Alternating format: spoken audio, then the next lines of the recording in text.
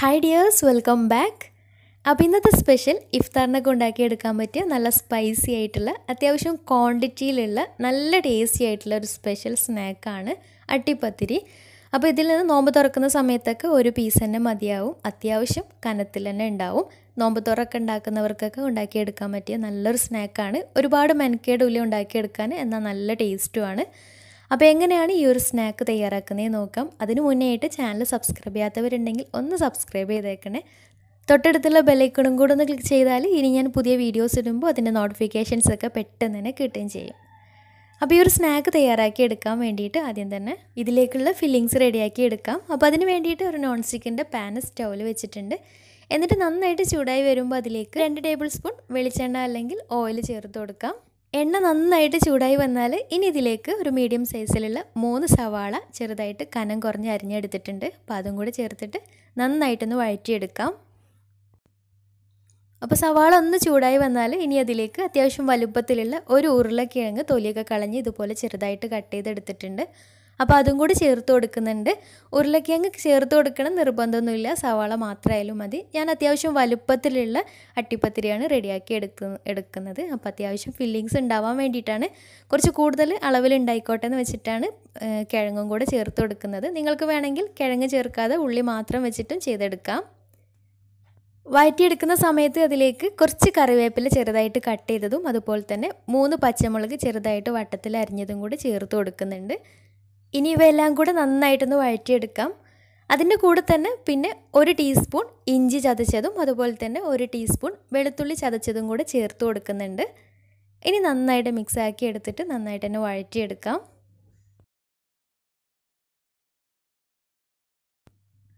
പെട്ടെന്ന് വഴന്ന് കിട്ടാൻ വേണ്ടിയിട്ട് പാകത്തിന് ഉപ്പും കൂടെ ചേർത്ത് നന്നായിട്ട് മിക്സാക്കി എടുത്തിട്ട് ഒന്ന് അടച്ച് വെച്ച് വേവിച്ചെടുക്കാം. കാരണം കിഴങ്ങൊക്കെ ഇട്ടത് കാരണം പെട്ടെന്നൊന്ന് വെന്ത് കിട്ടാൻ വേണ്ടിയിട്ട് കുറച്ച് സമയം ഒന്ന് അടച്ച് വെച്ചിട്ട് വേവിച്ചെടുക്കാം.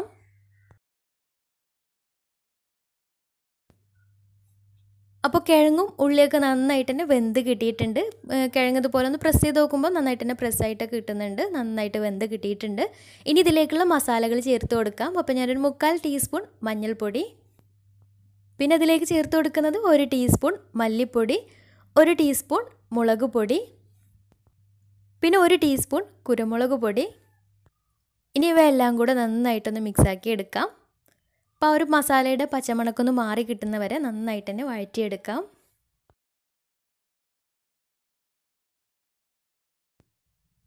പിന്നെ ഇതിലേക്ക് നല്ലൊരു ഫ്ലേവറിന് വേണ്ടിയിട്ട് ഒരു 1/2 ടീസ്പൂൺ ഗരം മസാല കൂടെ ചേർത്ത് കൊടുക്കുന്നുണ്ട്.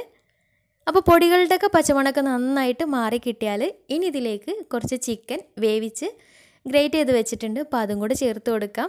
ഞാനിപ്പോൾ ഈ ഒരു ചിക്കന് മഞ്ഞൾപ്പൊടിയും ഉപ്പും കുരുമുളക് പൊടിയും കൂടെ ചേർത്തിട്ട് വേവിച്ചെടുത്തിട്ടുള്ളതാണ്.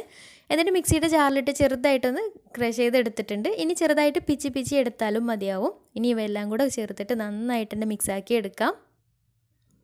അവസാനമായിട്ട് ഇതിലേക്ക് കുറച്ച് മല്ലിയില ചെറുതായിട്ട് കട്ട് ചെയ്തതും കൂടെ ചേർത്തിട്ട് നന്നായിട്ട് മിക്സാക്കി വഴറ്റിയെടുക്കാം. അപ്പോൾ എല്ലാം കൂടെ മിക്സായിട്ട് മസാലയുടെ പച്ചമണമൊക്കെ മാറി കിട്ടിയാൽ ഉപ്പും എരിവൊക്കെ കറക്റ്റായിട്ട് നോക്കിയിട്ട് പാകത്തിന് ഉപ്പോ കുരുമുളക് പൊടിയൊക്കെ ഇട്ട് കൊടുത്തിട്ട് മിക്സാക്കി എടുത്താൽ നമ്മുടെ ഫില്ലിങ്സ് റെഡി ആയിട്ടുണ്ട്. നിങ്ങൾക്ക് ഉരുളക്കിഴങ്ങ് ഇല്ലാണ്ട് ചെയ്തെടുക്കട്ടെ, സാധാരണ മസാല പോലെ റെഡിയാക്കി എടുത്താലും മതി. ഞാൻ അത്യാവശ്യം ക്വാണ്ടിറ്റി ഉണ്ടായിക്കോട്ടെ എന്ന് വെച്ചിട്ടാണ് ഉരുളക്കിഴങ്ങൊക്കെ ചേർത്തിട്ടുള്ള മസാല റെഡിയാക്കി എടുത്തിട്ടുള്ളത്. ഇനി ഇതൊരു ഭാഗത്തേക്ക് മാറ്റി വെക്കാം. ഇനി ഇതിലേക്ക് ഒരു ബാറ്റർ റെഡിയാക്കി എടുക്കുന്നുണ്ട്. അതിന് വേണ്ടിയിട്ട് ഒരു ബൗളിലേക്ക് 2 കയ്യിൽ മൈദ ചേർത്ത് കൊടുക്കാം. 2 കയ്യിൽ എന്ന് പറയുമ്പോൾ ഏകദേശം 1 കപ്പ് മൈദയാണ് എടുത്തിട്ടുള്ളത്. എന്നിട്ട് അതിലേക്ക് പാകത്തിന് ഉപ്പും ചേർത്തിട്ട് ഒന്ന് മിക്സാക്കി എടുത്തിട്ട് ഒരു കോഴിമുട്ട പൊട്ടിച്ചൊഴിക്കാം. ഇനി പാകത്തിന് വെള്ളം കൂടെ ഒഴിച്ചിട്ട് നല്ല ലൂസായിട്ടുള്ള ഒരു ബാറ്ററാക്കി എടുക്കാം.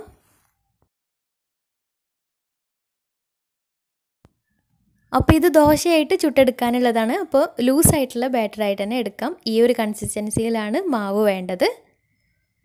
ഇനി ഒരു നോൺ സ്റ്റിക്കിൻ്റെ പാൻ സ്റ്റൗവിൽ വെച്ചിട്ട് നന്നായിട്ട് ചൂടായി വരുമ്പോൾ അതിലേക്ക് ഓരോ തവി മാവ് ഒഴിച്ചിട്ട് ചുറ്റിച്ച് കൊടുത്തിട്ട് ദോശയായിട്ട് ചുട്ടെടുക്കാം. പിന്നെ ദോശയുടെ ബാറ്ററിൽ കാണാനൊരു ഭംഗിക്ക് വേണ്ടിയിട്ട് കുറച്ച് മല്ലിയില ചെറുതായിട്ട് കട്ട് ചെയ്തതും കൂടെ ഒന്ന് ചേർത്ത് കൊടുത്തിട്ടുണ്ടായിരുന്നു. അപ്പോൾ അത് നിർബന്ധമൊന്നുമില്ല, ചേർത്ത് കൊടുത്തിട്ടില്ലെങ്കിൽ നിർബന്ധമൊന്നുമില്ല. ഇനി ദോശ ഒരു ഭാഗം ആയി കഴിഞ്ഞാൽ ഒന്ന് മറിച്ചിട്ടിട്ടും ഒന്ന് വേവിച്ചെടുക്കുന്നുണ്ട്. ഇതുപോലെ ബാക്കിയുള്ളതും ചുട്ടെടുക്കാം. നമുക്ക് ആ മാവ് വെച്ചിട്ട് എത്രയാണ് കിട്ടുന്നത് അത്രയും ചുട്ടെടുക്കാം. എത്ര ഹൈറ്റ് വേണോ അതിനനുസരിച്ചിട്ട് ദോശ ചുട്ടെടുക്കാം. അപ്പോൾ ഈ ഒരു ബാറ്റർ വെച്ചിട്ട് 7 ദോശയാണ് എനിക്ക് കിട്ടിയിട്ടുള്ളത്. അത്യാവശ്യം വലുപ്പത്തിലുള്ള ദോശ തന്നെയാണ്. അപ്പോൾ ദോശ എല്ലാതും ഇതുപോലെ ചുട്ട് കഴിഞ്ഞാൽ ഇനി ഇതിലേക്ക് മുട്ടയുടെ ഒരു ബാറ്റർ റെഡിയാക്കി എടുക്കണം. അപ്പോൾ അതിന് വേണ്ടിയിട്ട് ഒരു ബൗളിലേക്ക് 5 കോഴിമുട്ട പൊട്ടിച്ചൊഴിക്കാം. എന്നിട്ട് അതിലേക്ക് 1 ടേബിൾ സ്പൂൺ കുരുമുളക് പൊടിയും പാകത്തിന് ഉപ്പും കൂടെ ചേർത്തിട്ട് നന്നായിട്ടൊന്ന് മിക്സാക്കി എടുക്കാം. അപ്പോൾ ഈ ഒരു ബാറ്ററിൽ മുട്ടയുടെ അളവ് കുറക്കാൻ വേണ്ടിയിട്ട് ഞാനൊരു 1/4 കപ്പ് പാലും കൂടെ ചേർത്ത് കൊടുക്കുന്നുണ്ട്. നിങ്ങൾക്ക് വേണമെന്നുണ്ടെങ്കിൽ അതിന് പകരം ഒരു 2 മുട്ടയും കൂടെ എക്സ്ട്രാ ചേർത്ത് കൊടുക്കുകയും ചെയ്യാം. ഇനി ഇവയെല്ലാം കൂടെ നന്നായിട്ട് മിക്സാക്കി എടുക്കാം. അപ്പോൾ അട്ടിപ്പത്തിരിയിലേക്കുള്ള ബാറ്ററും സംഭവങ്ങളൊക്കെ റെഡി ആയിട്ടുണ്ട്. ഇനി ഇത് സെറ്റ് ചെയ്ത് തുടങ്ങാം. അപ്പോൾ അതിന് വേണ്ടിയിട്ട് ഒരു നോൺ സ്റ്റിക്കിൻ്റെ കടായി സ്റ്റൗവിൽ വെച്ചിട്ടുണ്ട്. കുക്കറിൽ വേണമെങ്കിൽ ചെയ്തെടുക്കാം കേട്ടോ. എന്നിട്ട് അത് നന്നായിട്ട് ചൂടായി വരുമ്പോൾ അതിലേക്ക് 1 ടേബിൾ സ്പൂൺ ഓയിലോ അല്ലെങ്കിൽ നെയ്യോ ഒഴിച്ചിട്ട് എല്ലാ ഭാഗത്തേക്കും ഒന്ന് ബ്രഷ് ചെയ്ത് കൊടുക്കാം. ഇനി നമ്മൾ റെഡിയാക്കി വെച്ചിട്ടുള്ള ഓരോ ദോശയായിട്ട് എടുത്തിട്ട് ആദ്യം ഒരു ദോശ എടുത്തിട്ട് മുട്ടയുടെ ബാറ്ററിലൊന്ന് നന്നായിട്ട് മുക്കിയിട്ട് ഇതുപോലെ താഴ്ഭാഗത്ത് ഒന്ന് നിരത്തി വെച്ച് കൊടുക്കാം. അപ്പോൾ ഈ ഒരു സമയത്ത് സ്റ്റൗവിൽ നിന്ന് മാറ്റിയിട്ടാണ് കേട്ടോ, ഫ്ലെയിം ഓഫ് ചെയ്തിട്ടാണ് ഇത് സെറ്റ് ചെയ്ത് വെക്കുന്നത്. എന്നിട്ട് അതിന് മുകളിലേക്ക് നേരത്തെ റെഡിയാക്കി വെച്ചിട്ടുള്ള ഫില്ലിങ്സ് എല്ലാ ഭാഗത്തേക്കും ആയിട്ടൊന്ന് വിതറി കൊടുക്കാം. അപ്പോൾ ദോശയുടെ എല്ലാ ഭാഗവും ഒന്ന് കവറായിട്ട് കിട്ടണം. അപ്പോൾ ആ ഒരു രീതിയിൽ ഇട്ട് കൊടുക്കാം. എന്നിട്ട് അതിന് മുകളിലേക്കായിട്ട് പ്രത്യേകിച്ച് സൈഡ് ഭാഗത്ത് മുട്ടയുടെ ബാറ്റർ ഒരു തവി ബാറ്റർ എടുത്തിട്ട് എല്ലാ ഭാഗത്തേക്കും ഒന്ന് ഒഴിച്ചു കൊടുക്കാം. ആദ്യം സൈഡിലാണ് കാര്യമായിട്ട് ഒഴിച്ചു കൊടുക്കേണ്ടത്, എന്നാലേ കറക്റ്റ് സെറ്റായിട്ട് കിട്ടുകയുള്ളൂ.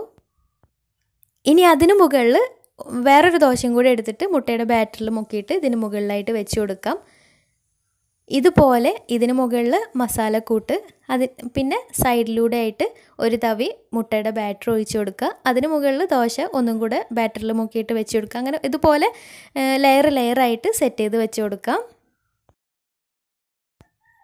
അപ്പോൾ ഓരോ ലെയറും സെറ്റ് ചെയ്ത് എടുക്കുമ്പോൾ സൈഡ് ഭാഗമൊക്കെ ഒന്ന് പ്രസ് ചെയ്ത് താഴ്ഭാഗത്തേക്കൊന്ന് ഉള്ളിലേക്കായിട്ട് പ്രസ് ചെയ്ത് കൊടുത്തിട്ട് വേണം ചെയ്തെടുക്കാൻ വേണ്ടിയിട്ട്. എന്നാൽ മാത്രമേ കറക്റ്റ് സൈഡൊക്കെ കറക്റ്റായിട്ട് കിട്ടുകയുള്ളൂ. പിന്നെ മുട്ട ഒഴിക്കുമ്പോൾ പ്രത്യേകിച്ച് സൈഡിലൂടെ ഒഴിച്ചു കൊടുക്കാൻ ശ്രദ്ധിക്കുക. ആ സൈഡ് ഭാഗമൊക്കെ കറക്റ്റ് സെറ്റായിട്ട് കിട്ടണമെന്നുണ്ടെങ്കിൽ മുട്ടയുടെ ആ ഒരു മിക്സ് സൈഡിലും ഉണ്ടായിരിക്കണം.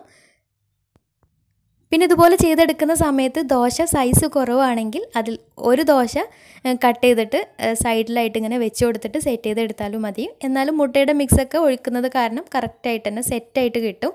അപ്പോൾ സൈസ് കുറഞ്ഞാൽ പ്രശ്നമൊന്നുമില്ല. ഇതുപോലെ ചെറുതായിട്ട് കട്ട് ചെയ്തിട്ട് സൈഡിലൊക്കെ വെച്ച് കൊടുത്താലും മതിയാവും. അപ്പോൾ അവസാനത്തെ ലെയറും സെറ്റ് ചെയ്തിട്ട് മുകൾ ഭാഗത്ത് മസാലയും പിന്നെ ബാക്കി വന്ന മുട്ടയുടെ കൂട്ടും മുകളിലായിട്ട് ഒഴിച്ചിട്ട് ഡെക്കറേഷന് കുറച്ച് മല്ലിയിലയും കൂടെ മുകളിൽ വിതറിയിട്ട് അടച്ച് വെച്ചിട്ട് വേവിച്ചെടുക്കാം.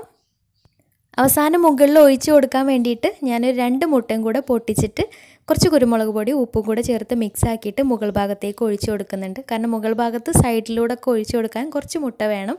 അപ്പോൾ ബാറ്റർ കുറച്ച് കുറവായത് കാരണം 2 മുട്ടയും കൂടെ പൊട്ടിച്ചിട്ട് മിക്സാക്കി എടുത്തിട്ട് ഒഴിച്ച് കൊടുത്തിട്ടുണ്ടായിരുന്നു. ഇനി ഇത് അടച്ച് വെച്ച് ലോ ഫ്ലെയിമിലിട്ടിട്ട് വേണം വേവിച്ചെടുക്കാൻ വേണ്ടിയിട്ട്.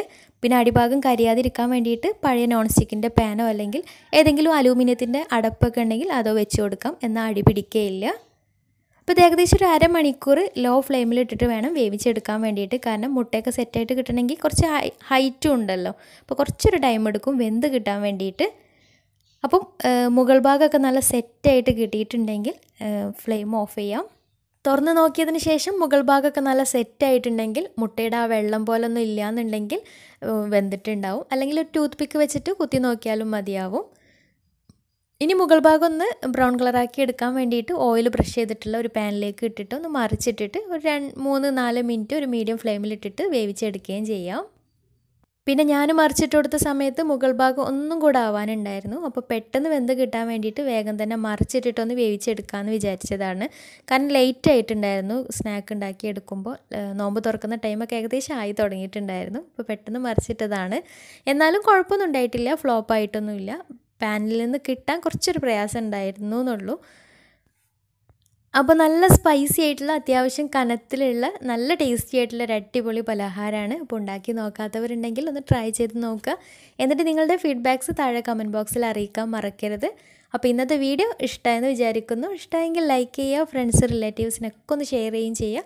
അപ്പോൾ അടിപൊളി നല്ല വീഡിയോയുമായി വീണ്ടും വരാം. അതുവരെ take care, bye, thank U.